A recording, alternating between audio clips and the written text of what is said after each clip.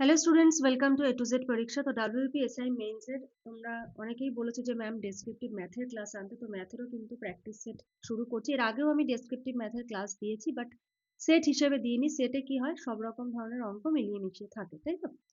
তো দেখো, আজকের প্রথম অঙ্কটা খুব ইম্পর্টেন্ট, একদম ভিভিআই দিয়ে রাখো। তো কি বলেছে দেখো, প্রথম অঙ্কটাতে বলেছে যে একটি কুকুর একটি বিড়ালকে তাড়া করলো। বিড়াল যে সময়ে 5টি পদক্ষেপ ফেলে, কুকুর সে সময়ে 4টি পদক্ষেপ ফেলে। কিন্তু কুকুরের 3টি পদক্ষেপ বিড়ালের 4টি পদক্ষেপের সমান হলে কুকুর ও বিড়ালের গতিবেগের অনুপাত কত? ঠিক আছে। তো এই অঙ্কটা আমরা করব উইদাউট এনি এক্স। ঠিক আছে, আমরা কোনো রকম কোনো এক্স কিন্তু ধরবো না, না ধরে অঙ্কটা করব। তো এক্সামে দেখো, এক্সাম হলে ডেসক্রিপটিভ ম্যাথের ক্ষেত্রে কি হয়, তোমাদের পার্ট মার্কিং হয়, মানে নাম্বার কাটা যায়। তুমি একটা সেন্টেন্স লিখলে না, নাম্বার কাটা যাবে। তুমি একটা জায়গায় যুক্তি দিলে না, তোমার হাফ নাম্বার, 1 নাম্বার এরকম করে কাটা যাবে। তো প্রপার ওয়েতে আমি লিখে দেখাচ্ছি। এবার কারোর যদি মনে হয় যে না, অঙ্ক ম্যাম বেশি বড় করে ফেলছে, তো তোমার যদি মনে হয় তুমি একটু শর্ট করে দেবে, দু একটা লাইন বাদ দেবে, তো দিতে পারো। কিন্তু আমি কোনো কিছু বাদ দিয়ে লিখবো না, কারণ আমি আমার 100% দিয়ে দেবো, যেন নাম্বার কাটার কোনো জায়গা না থাকে। এবার কারোর যদি মনে হয় না এত বড় হয়ে গেল, হ্যাঁ, সেটা যার যার পার্সোনাল ব্যাপার। তো শুরু করছি, আগে দেখো অঙ্কটা। তো প্রথমে ইনফরমেশন আমাদের লিখতে হবে যে একটি কুকুর একটি বিড়ালকে তাড়া করলো। শুরু করলাম।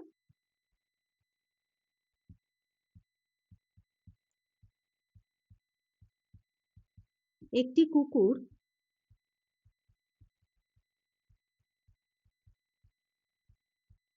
একটি বিড়ালকে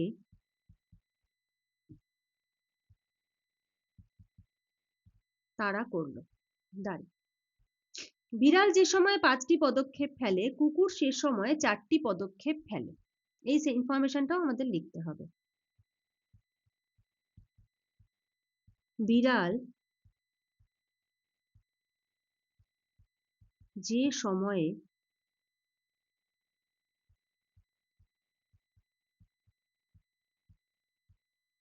5টি পদক্ষেপ ফেলে,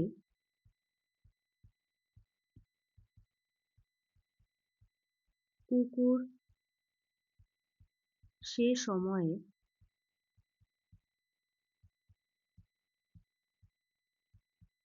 4টি পদক্ষেপ ফেলে। বিড়াল যে সময়ে 5টা পদক্ষেপ ফেলে, কুকুর সে সময়ে 4টি পদক্ষেপ ফেলে। ধরি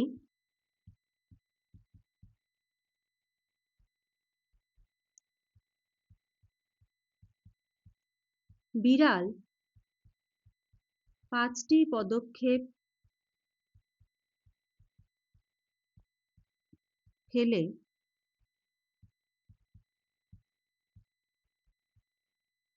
5 একক দূরত্ব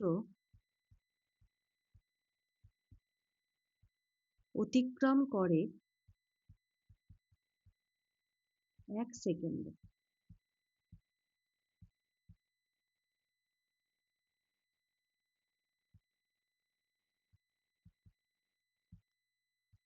ঠিক আছে, দেখো কেন করলাম গতিবেগ দূরত্বের ব্যাপারটা। এখানে একটা টার্ম বলেছে গতিবেগ, ঠিক আছে। আর এখানে একটা টার্ম বলেছে যে সময় 5টা পদক্ষেপ ফেলে সে সময় 4টি পদক্ষেপ, মানে সময়টা কিন্তু দুটোর ক্ষেত্রেই ফিক্সড। তাহলে বিড়াল ধরলাম যে 5টি পদক্ষেপ ফেলে 5 একক দূরত্ব অতিক্রম করে 1 সেকেন্ডে। কুকুর কি করে?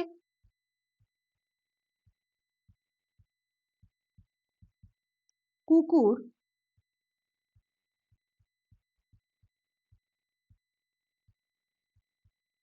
4টি পদক্ষেপ ফেলে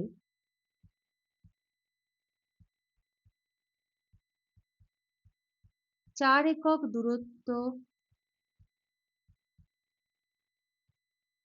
অতিক্রম করে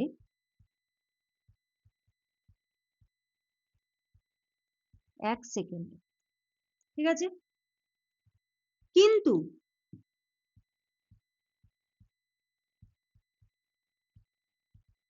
প্রদত্ত, কি প্রদত্ত? কুকুরের 3টি পদক্ষেপ বিড়ালের 4টি পদক্ষেপের সমান। তাহলে কি লিখবো?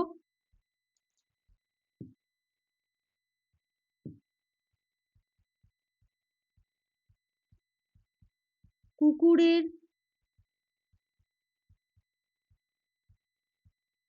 3টি পদক্ষেপ ইজ ইকুয়াল টু বিড়ালের 4টি পদক্ষেপ।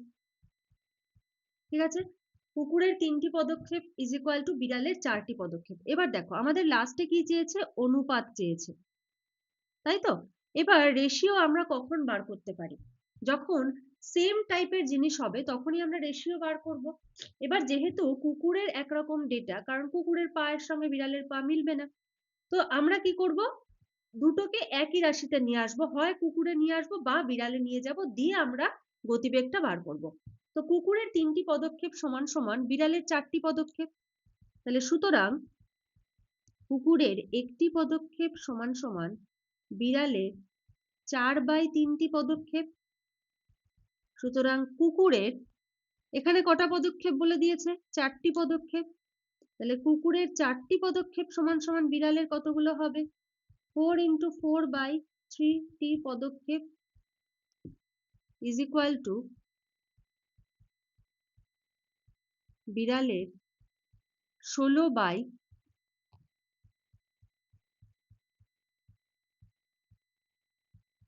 16/3টি পদক্ষেপ।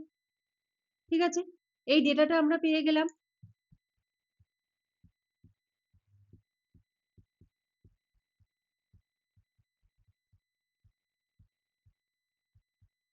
এবারে দেখো এই জায়গাটায় আমরা কি লিখেছি, যে বিড়াল কোথায় গেল, যে বিড়াল 5টি পদক্ষেপ ফেলে 5 একক দূরত্ব অতিক্রম করে 1 সেকেন্ডে। তাহলে বিড়ালের গতিবেগ কত, 5 একক প্রতি সেকেন্ড, তাই তো পাচ্ছি।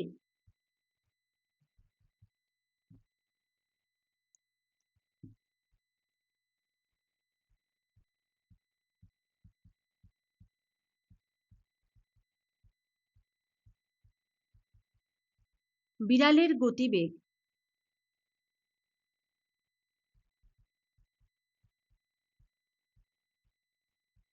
5টি পদক্ষেপ অনুযায়ী কত হবে, 5 একক প্রতি সেকেন্ড। ঠিক আছে,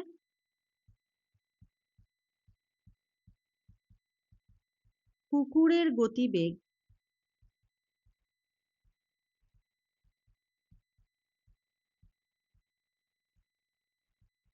4টি পদক্ষেপ অনুযায়ী কত হবে, 4 একক প্রতি সেকেন্ড, তাই তো? এবার কুকুরের 4টি পদক্ষেপ মানে কি, বিড়ালের 16/3টি পদক্ষেপ।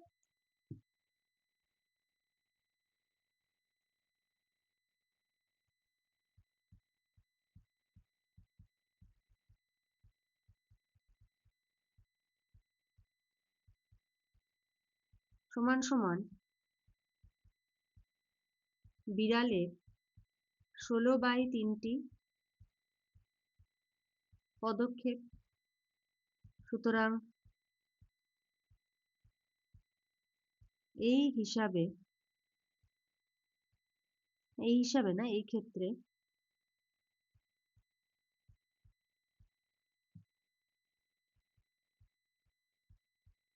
গতিবেগ কত বলতে পারি, 16/3 একক প্রতি সেকেন্ড, তাই তো?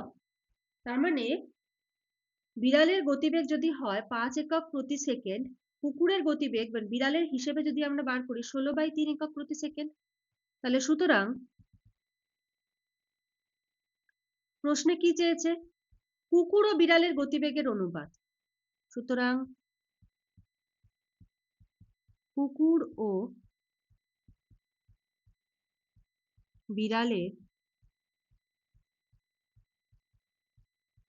গতিবেগের অনুপাত কত হবে, 16/3:5 is equal to 16/3 এটার উপরে 3 দিয়ে গুণ করলাম, এটাও 3 দিয়ে গুণ করলাম, লিখে দিলাম উভয় দিকে 3 দ্বারা গুণ করে পাই, উভয় দিকে 3 দ্বারা গুণ করে পাই। তাহলে এবার দেখো, কাটাকাটি কখনো অঙ্কের মধ্যে করবে না, রাফে করবে। 16/3 ইন্টু 3, তাহলে 3 3 কেটে যাবে, পড়ে থাকবে কত? শুধু 16। তাহলে 16:3 5 15, এটা হবে হলো অ্যান্সার। এবার অ্যান্সার এখানেই শেষ করবে না, আর এখানে অ্যান্সার এভাবে লিখবেও না, আমি তোমাদের বলার জন্য মানে লেখার ফোর্সে লিখে দিলাম। এবার লিখবে উত্তর। কি চেয়েছে? কুকুর ও বিড়ালের গতিবেগের অনুপাত কত? তাহলে কি লিখবে? কুকুর ও বিড়ালের গতিবেগের অনুপাত 16:15, এটা হবে অ্যান্সার। ঠিক আছে, চলো নেক্সট অঙ্ক দেখবো।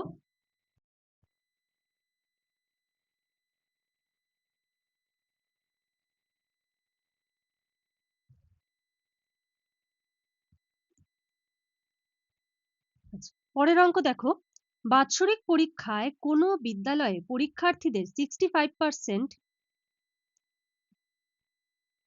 65% বাংলা, 55% গণিত এবং 40% উভয় বিষয়ে পাশ করেছে। যদি 20 জন উভয় বিষয়ে ফেল করে তবে ওই বিদ্যালয়ে মোট পরীক্ষার্থীর সংখ্যা কত? তোমাদের যা যা অঙ্ক দিচ্ছি না, একদম বাছাই করা করা অঙ্ক কিন্তু দিচ্ছি, যেগুলো পরীক্ষা আসার মতো ইম্পর্টেন্ট। তো প্রত্যেকটা অঙ্ক কিন্তু সবাই করে যেও, কোনোটা বাদ দিও না। তো দেখো, এটাতে কি করব? প্রথমে আমাদের যে ইনফরমেশনটা দেওয়া থাকবে সেটা কিন্তু লিখতে হবে। এই ভুলটা কেউ করবে না যে ইনফরমেশন না লিখে অঙ্ক শুরু করলে। এক্সামিনার যদি মনে করে যে তুমি এই অঙ্কটা শুরু করলে ইনফরমেশন কোথা থেকে পেলে, আমি কেন প্রশ্নের দিকে তাকাবো, আমি তো তোমার সলিউশন দেখবো। ঠিক আছে, তো কোনো রকম লুপ হোল রাখা যাবে না। তাহলে প্রথমে কি লিখবো? বাৎসরিক পরীক্ষায়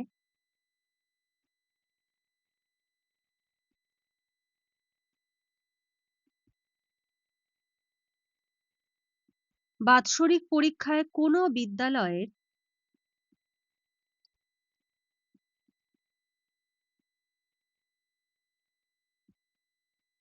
বিদ্যালয়ের পরীক্ষার্থীদের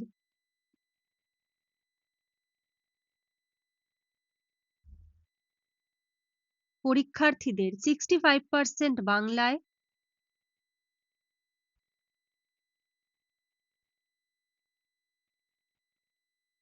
55% গণিত এবং 40% উভয় বিষয়ে পাশ করেছে।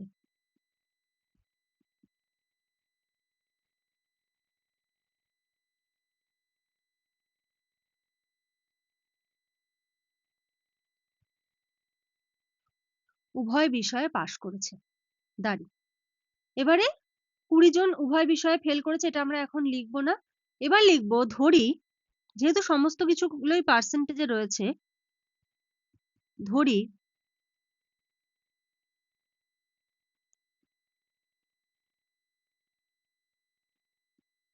মোট পরীক্ষার্থী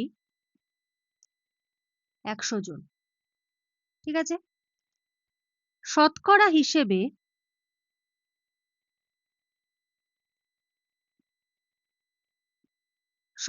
হিসেবে বাংলা এবং গণিতে মোট পাশ করেছে, বাংলা ও গণিতে মোট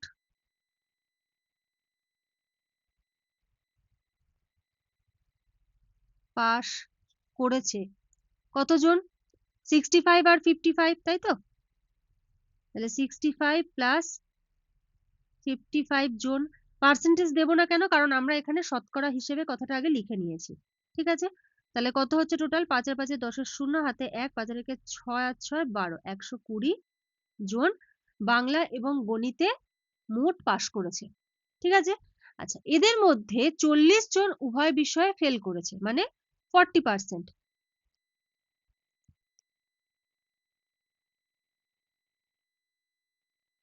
শতকরা হিসাবে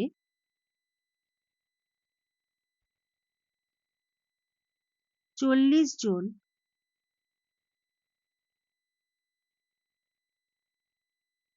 উভয় বিষয়ে ফেল করেছে। তার মানে এই যে 65 আর 55 এদের মধ্যে এমন কিছু জন আছে যারা বাংলা এবং গণিত সরি উভয় বিষয় ফেল না, উভয় বিষয়ে পাশ করেছে। উভয় বিষয়ে পাশ করেছে। ঠিক আছে? তার মানে কিছু জন নিশ্চয়ই আছে যারা বাংলায় পাশ করেছে কিন্তু অঙ্কে পাশ করেনি। আবার অঙ্কে পাশ করেছে কিন্তু বাংলায় পাশ করেনি। তো এই 40 জনকে যদি আমরা বাদ দিই তাহলে সুতরাং শুধু বাংলা ও শুধু গণিতে পাশ করেছে। কি হবে? 120 মাইনাস 40 জন ইজ ইকুয়াল টু 80 জন। শুধুমাত্র বাংলা এবং শুধুমাত্র অঙ্কে পাশ করেছে 80 জন। তাহলে সুতরাং ফেল করেছে কতজন হবে? মোট ছাত্র সংখ্যা কত ছিল? কারণ আমরা তো এগুলো সব শতকরা হিসাবে বার করছি। তাহলে শতকরা হিসেবে আমরা দেখলাম যে মোট পাস এত, তাহলে ফেল করেছে কতজন? 100 মাইনাস 80 ইজ ইকুয়াল টু 20 জন। ভালো করে বুঝবে। ফেল করেছে বলতে কি? যারা শুধু বাংলায় পাশ করেছে তার মানে তারা শুধু অঙ্কে ফেল করেছে। আবার যারা শুধু গণিতে পাশ করেছে তারা বাংলায় ফেল করেছে। তো এরকম ফেলের সংখ্যা হলো 20 জন। কেউ যদি মনে করো ভয়েসটা না শুনে শুধুমাত্র অঙ্কটা দেখে দেখে টুকে যাবে, অনেক জায়গায় কিন্তু বুঝতে অসুবিধা হতে পারে। তাহলে 20 জন ফেল করেছে। তাহলে সুতরাং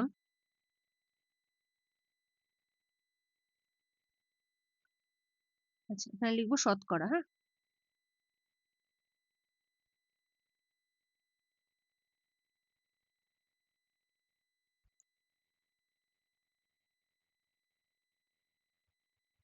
শতকরা হিসাবে, কারণ এটা আমরা পুরোটাই এই 100 ধরে করছি, এই জন্য শতকরা হিসাবে সব জায়গায় উল্লেখ করতে হবে। সুতরাং ফেল করেছে 20%। ঠিক আছে? প্রদত্ত কি দেওয়া আছে? যে 20 জন উভয় বিষয়ে ফেল করে। প্রদত্ত 20 জন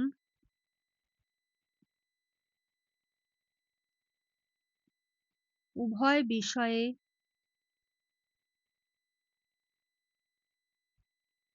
ফেল করে। ঠিক আছে? 20 জন উভয় বিষয়ে ফেল করে। তাহলে দেখো, তার মানে 20% ইজ ইকুয়াল টু 20 জন। সুতরাং 1% ইজ ইকুয়াল টু 20/20 জন। সুতরাং 100% ইজ ইকুয়াল টু 20/20 ইন্টু 100 জন। তাহলে 20 কেটে গেল, পেলাম 100 জন। তাহলে প্রশ্নে কি চেয়েছে? ওই বিদ্যালয়ে মোট পরীক্ষার্থীর সংখ্যা কত? তাহলে উত্তর কি লিখবো? ওই বিদ্যালয়ে মোট পরীক্ষার্থীর সংখ্যা 100 জন। ঠিক আছে? পরের অঙ্ক। এক ব্যক্তি ক্রয় মূল্যের ওপর, আচ্ছা তো তার আগে একটু তোমাদের বলি, আমাদের কিন্তু এসআই মেইনস এর কিন্তু ব্যাচ চলছে। ঠিক আছে? আর এই ব্যাচটা তোমাদের কিন্তু এরপরে নেক্সট যে ডব্লিউবিপি এসআই হবে সেই পর্যন্ত কিন্তু ভ্যালিড থাকবে। তো যারা যারা জয়েন করতে চাইছো তোমরা কিন্তু জয়েন হয়ে যেতে পারো। এসআই মেইনস এর সমস্ত কিছু কিন্তু তোমরা ডেসক্রিপটিভ প্যাটার্নে পাবে। ঠিক আছে? চলো দেখো, বলেছে এক ব্যক্তি ক্রয় মূল্যের উপর 25% দাম বাড়িয়ে লিখে বিক্রির সময় 10% কমিশন দেয়। সে দ্রব্যটি 450 টাকায় বিক্রি করলে দ্রব্যটির ক্রয় মূল্য কত? মানে ধরো আমার একটা জিনিস কেনা 10 টাকা, আমি দাম বাড়িয়ে লিখলাম যে এটা দাম 20 টাকা। যখন বিক্রি করলাম 5 টাকা ছাড় দিলাম, দিয়ে 15 টাকায় বিক্রি করলাম। ব্যাপারটা কেমন? আমি 10 টাকায় কিনেছি, দাম বাড়িয়ে লিখলাম 15 টাকা, এই সরি 20 টাকা, আর বিক্রি করলাম 15 টাকায়। মানে এটা হলো আমার সিপি, কস্ট প্রাইস, এটা হলো আমার সেলিং প্রাইস, আর এটা হলো মার্কেট প্রাইস বা ধার্য মূল্য যেটাকে বলে আর কি। তো এই হলো পুরো ঘটনাটা। ঠিক আছে, তাহলে আমার এদিকে প্রফিট কত হলো? আমি কিনেছি 10 টাকায়, বিক্রি করছি 15 টাকা, আবার দিকে ডিসকাউন্টও দিচ্ছি, আমার 5 টাকা প্রফিট হলো। কিন্তু এখানে বার করতে হবে আমাদেরকে এই সিপিটা, যে দ্রব্যটির ক্রয় মূল্য কত। ঠিক আছে, চল তাহলে লিখি যে ধরি দ্রব্যটির ক্রয় মূল্য 100 টাকা। ধরি, আচ্ছা আগে আমাকে ইনফরমেশন লিখতে হবে, সরি। আচ্ছা, এক ব্যক্তি ক্রয় মূল্যের উপর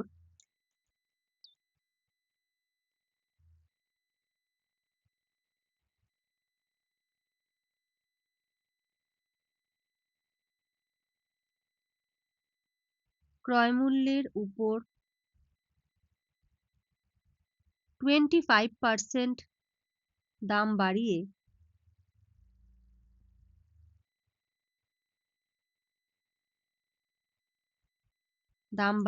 লিখে, ও আর একটা কথা বলে দিই যে এইটার কিন্তু ডিসকাউন্ট মানে নিউ ইয়ার ডিসকাউন্ট পাবে এই 31 জানুয়ারি পর্যন্ত। তারপরে কিন্তু আর ডিসকাউন্ট দেওয়া হবে না, কারণ তোমাদের হিউজ সিলেবাস। ঠিক আছে, আর আমরা ভ্যালিডিটি রাখছি এর পরের যে WBPSI মেইনস হবে সেই পর্যন্ত ভ্যালিডিটি, লং ডে, এমন না যে এবারের পরীক্ষা হলো ভ্যালিডিটি শেষ। তো এই কারণে কিন্তু ডিসকাউন্টটা এরপরে কিন্তু আর পাবে না, 31 জানুয়ারি পর্যন্তই লাস্ট পাবে। চল, এক ব্যক্তি ক্রয় মূল্যের ওপর 25% দাম বাড়িয়ে বিক্রির সময় 10% কমিশন দেন। দাম বাড়িয়ে লিখে বিক্রির সময় 10% কমিশন দেন। ধরি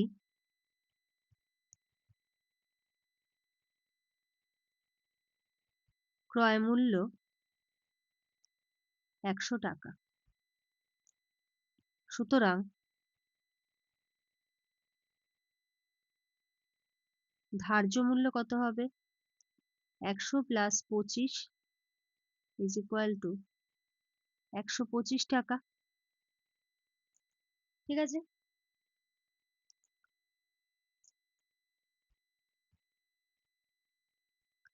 তিনি দ্রব্যটি 450 টাকায় বিক্রি করেন। ওই ব্যক্তি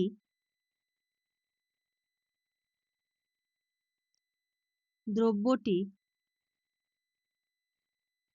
450 টাকায় বিক্রি করেন। ঠিক আছে, ওই ব্যক্তি দ্রব্যটা 450 টাকায় বিক্রি করে, আবার বিক্রির সময় 10% কমিশন দেয়।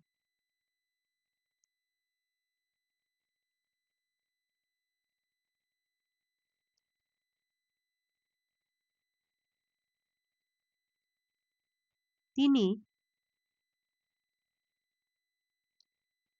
বিক্রির সময় 10% কমিশন দেন। সুতরাং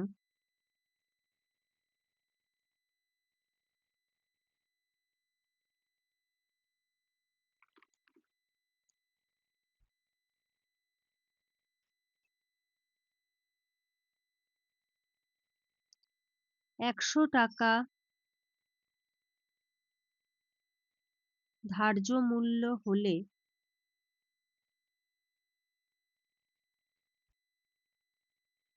বিক্রয় মূল্য 90 টাকা। 100 টাকা ধার্য মূল্য হলে বিক্রয় মূল্য কত হবে? 90 টাকা, তাই তো? তাহলে সুতরাং আমরা কি লিখতে পারি? এখানে বিক্রয় মূল্য কত পেলাম? 450 টাকায় বিক্রি করেছে, তাহলে 90 টাকা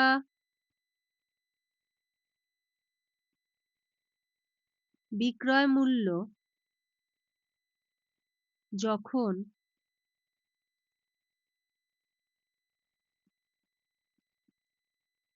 ধার্য মূল্য 100 টাকা। সুতরাং 1 টাকা বিক্রয় মূল্য যখন ধার্য মূল্য 100/90 টাকা। সুতরাং 450 টাকা বিক্রয় মূল্য যখন ধার্য মূল্য 100 × 450/90 টাকা। রাফ কখনো এর মধ্যে করবে না, সবসময় একটা সাইডে করবে। ঠিক আছে?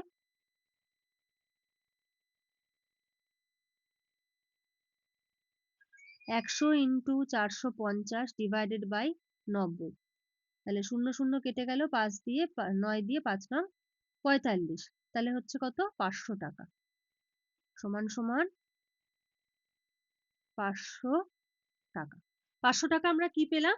ধার্য মূল্য পেলাম যখন 450 টাকায় জিনিসটা বিক্রয় করছে, তাই তো? তাহলে দেখো, এখানে আমরা ধার্য মূল্য কত বার করে নিয়েছি? 125 টাকা।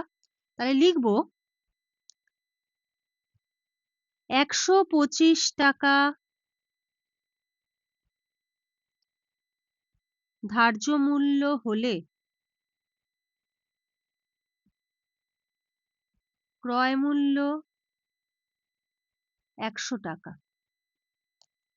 সুতরাং 1 টাকা ধার্য মূল্য হলে ক্রয় মূল্য 100/125 টাকা। সুতরাং 500 টাকা ধার্য মূল্য হলে ক্রয় মূল্য 100 × 500/125 টাকা। রাফটা অলওয়েজ আমরা একটা সাইডে করব। 100 × 500/125।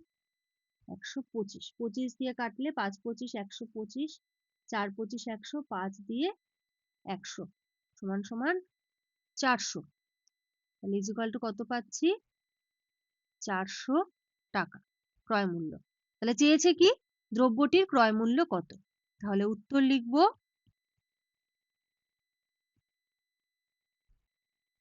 দ্রব্যটির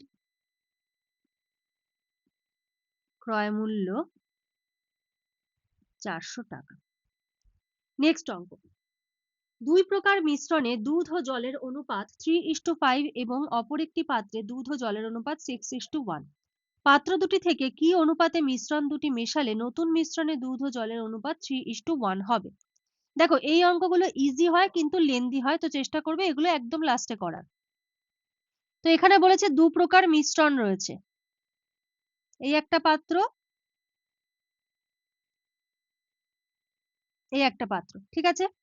একটাতে রেশিও হলো 3:5 আর একটাতে 6:1। দুটোকে নিয়ে একটা পাত্রে মেশানো হয়েছে। এটার থেকে নেওয়া হয়েছে ধরলাম x অংশ, এটার থেকে নেওয়া হয়েছে y অংশ, দিয়ে এখানে মেশানো হয়েছে। হওয়ার পরে রেশিও হয়েছে 3:1। তো আমাদের এই x আর y এর ভ্যালুটা বার করতে হবে। ঠিক আছে?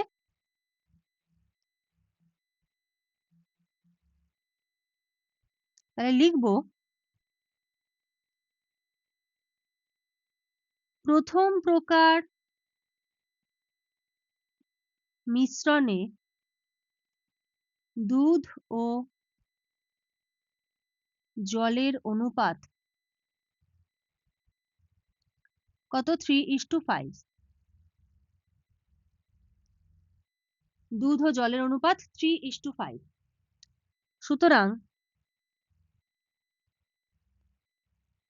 দুধের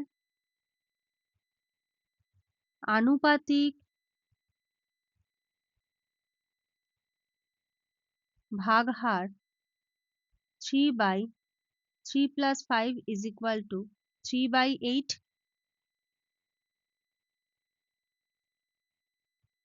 জলের আনুপাতিক ভাগহার 5/3 + 5 = 5/8। ঠিক আছে? এটা কিন্তু অবশ্যই লিখতে হবে। এই মিশ্রণের অঙ্কে আনুপাতিক ভাগহার এই কথাটা কিন্তু উল্লেখ করতে হবে।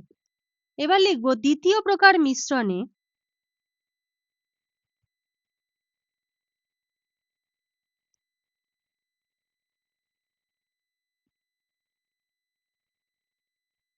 দুধ ও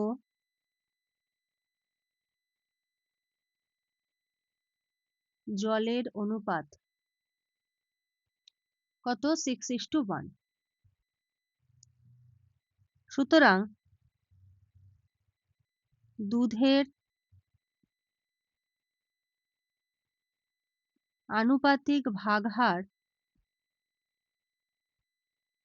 কত? 6/6 + 1 = 6/7। জলের আনুপাতিক ভাগহার 1/6 + 1 = 1/7।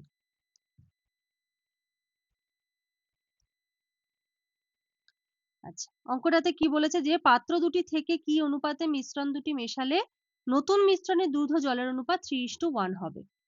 ধরি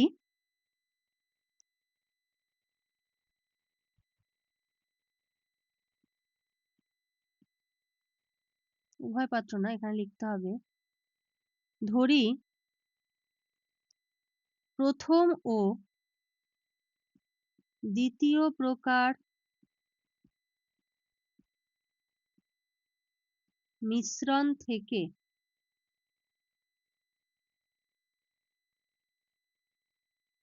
যথাক্রমে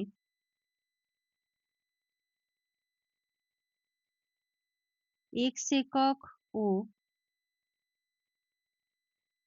y একক নিয়ে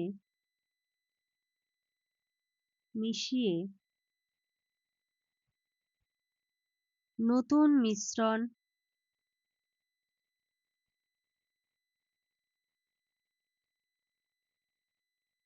তৈরি করা হলো। নতুন মিশ্রণে দুধ ও জলের অনুপাত কত হবে? 3:1। নতুন মিশ্রণে দুধ আর জলের অনুপাত 3:1। প্রথম প্রকার মিশ্রণ থেকে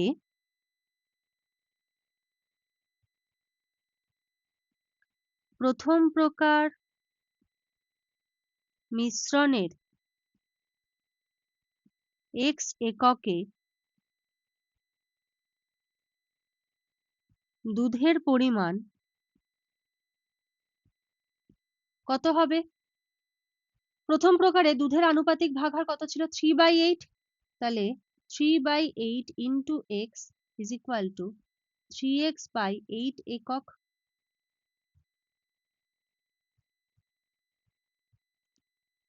জলের পরিমাণ কত হবে? 5/8, সরি এখানটা 8 হবে,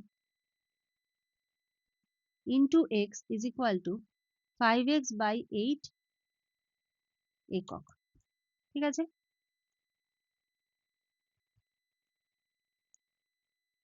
দ্বিতীয় প্রকার মিশ্রণের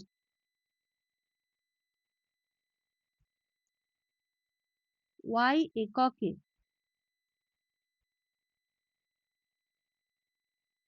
দুধের পরিমাণ কত হবে? 6/7 into y = 6y/7।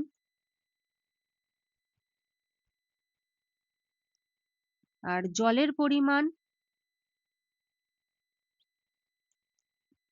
1/7 into y = y/7 একক।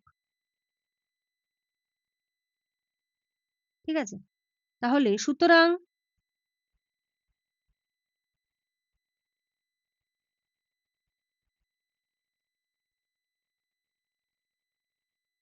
নতুন মিশ্রণে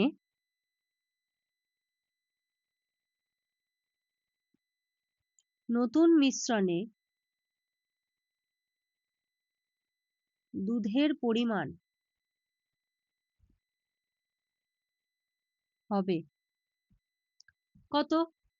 এদিকে হলো 3x/8 প্লাস 6y/7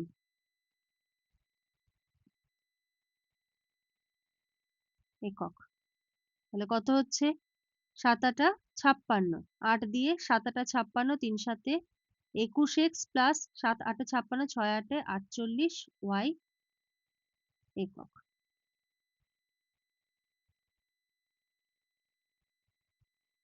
নতুন মিশ্রণে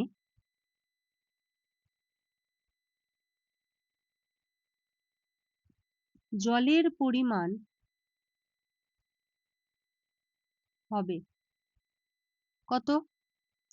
5x/8 প্লাস y/7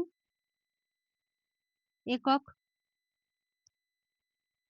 7 8 56, 8 দিয়ে 7 8 56, 5 7 35x প্লাস 7 8 56, 8y 8y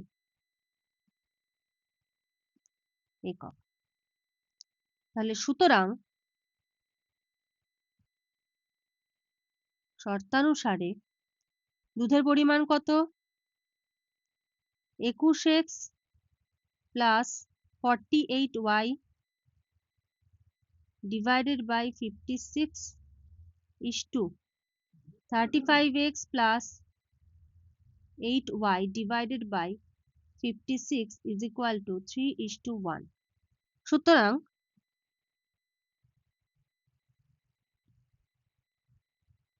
কত রয়েছে প্রথমে? 21x plus 48y 21x plus 48y divided by 56 into 56 divided by 35x plus 8y is equal to 3/1. তাহলে কি হবে? 56 কেটে যাবে, থাকবে কত? 21x plus 48y divided by 35x plus 8y is equal to 3/1 বা 21x plus 48y is equal to 3 5 15 5 হাতে আমার 1 3 থেকে 9 রাখে 10 105x plus 3 8 24y বা 21x minus 105x is equal to 24y minus 48y বা মাইনাস করলে কত হচ্ছে? এদিকে 4 8 84x is equal to minus 24y minus minus কেটে গেল বা x by y is equal to 24/84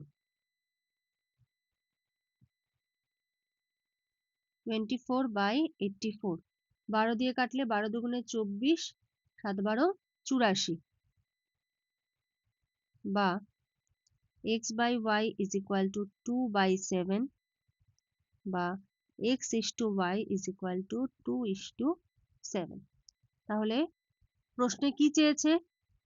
যে পাত্র দুটি থেকে কি অনুপাতে মিশ্রণ দুটি মেশালে নতুন মিশ্রণে দুধ ও জলের অনুপাত 3:1 হবে। তাহলে কি লিখতে হবে উত্তরে?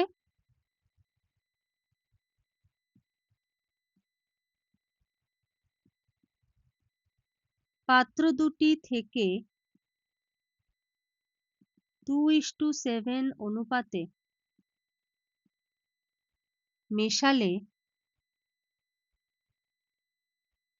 নতুন মিশ্রণে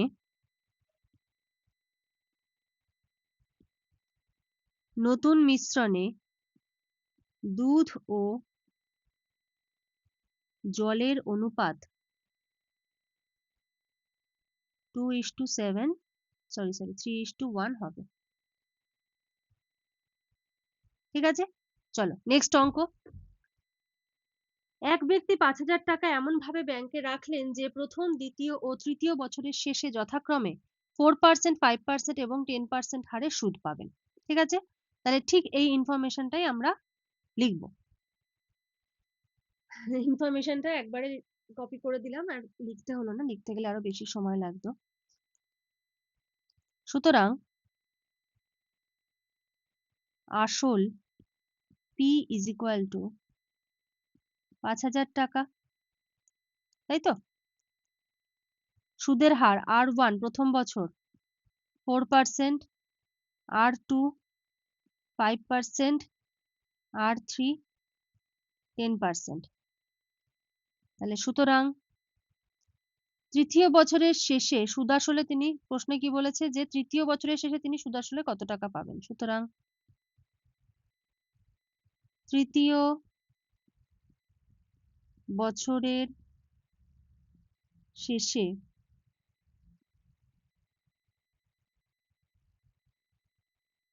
সুদ আসলে তিনি পাবেন 5,000 into 1 plus R1 by 100 into 1 plus R2 by 100 into 1 plus R3 by 100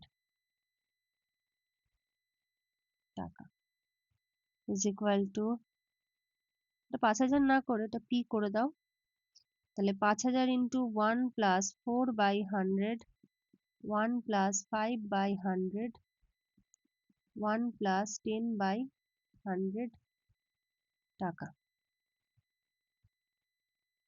5,000 into 104 by 100, 105 by 100, 110 by 100।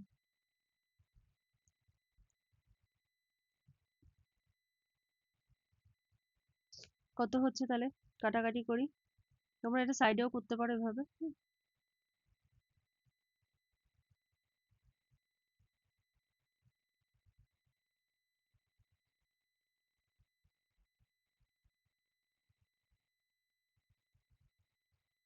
0 0 কেটে গেল, 1 2 3, 1 2 3, 5 দিয়ে 5 20, 100। আবার 5 দিয়ে 5 4 20, 5 দুগুণে 10, 5 একে 5, 4 দিয়ে 4 দুগুণে 8, 9 10, 2 4, 4 6 24। তাহলে থাকছে হলো 26 ইন্টু 21 ইন্টু 11, 26 ইন্টু 21 ইন্টু 11। তাহলে যদি 26 আর 21 গুণ করি, 6 একে 6, 2 দুগুণে 4, আচ্ছা কি গুণ করছি,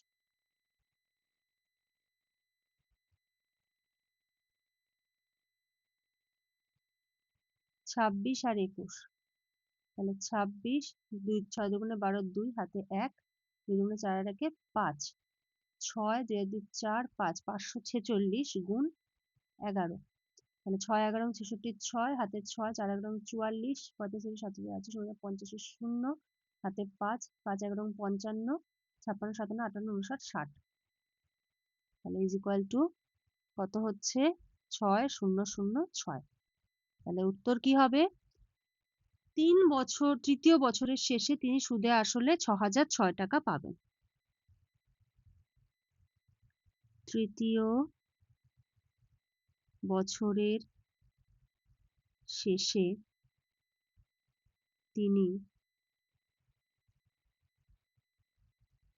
সুদে আসলে টাকা পাবেন। ঠিক আছে, তো এই হলো আজকের অঙ্ক। নেক্সট ক্লাসে আমরা আবার এরকমই তোমাদের যেরকম সিরিজ আসছে আর কি, ধরো ইংলিশের ক্লাস, রিজনিং এর ক্লাস, জিকে এর ক্লাস, এরকম ভাবে কিন্তু কন্টিনিউ হতে থাকবে। তো যারা যারা এক্সাম দেবে বা প্রিপারেশন করছো এসআই এর জন্য, সাবস্ক্রাইব করে রেখো, কারণ তোমাদের জন্য প্রচুর হেল্পফুল ভিডিও কিন্তু আসতে চলেছে। চলো আজকের মতো শেষ করছি, নেক্সট ক্লাসে আবার দেখা হবে। Thank you.